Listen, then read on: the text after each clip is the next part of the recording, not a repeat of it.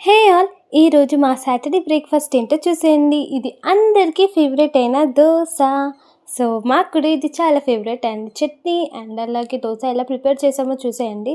And ఇక్కడ మేము pans reverse చేసాము. ఎందుకంటే మీకు ఫస్ట్ దోస చూపియాలి కాబట్టి.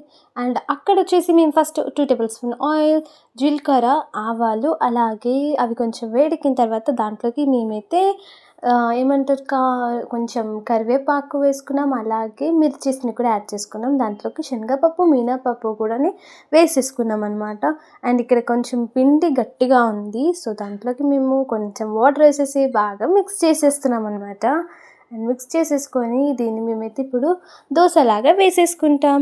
అండ్ ఎంతమందికి దోస ఫేవరెట్ అని చెప్పండి. మేమైతే అసలు అన్నం లేకున్నా పర్లేదు గైస్, దోస తింటూ ఉండేస్తాం అనమాట.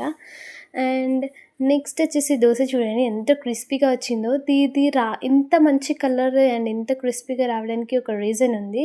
దట్ మేము దీంట్లోకి కొంచెం అన్నం ఉంటుంది కదా, సో దాన్ని కూడా మిక్సీలో వేసేసి చేస్తామన్నమాట. సో చాలా బాగుంటుంది.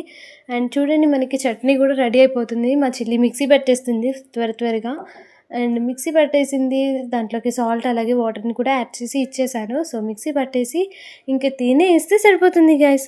అండ్ మీ బ్రేక్ఫాస్ట్ ఈరోజు ఏముందో నాకు కామెంట్ చేయండి. అండ్ చూడండి మనది కంప్లీట్ అయిపోయింది. సో దాన్ని కొంచెం పోపు కూడా వేసేసి పక్కన పెట్టేసుకుంటున్నాం మేమైతే. అండ్ ఆ క్లిప్ మిస్ అయింది guys, sorry. And final result అయితే చాలా బాగుంది. టేస్ట్ కూడా చాలా యమ్మీ ఉండే. Bye guys.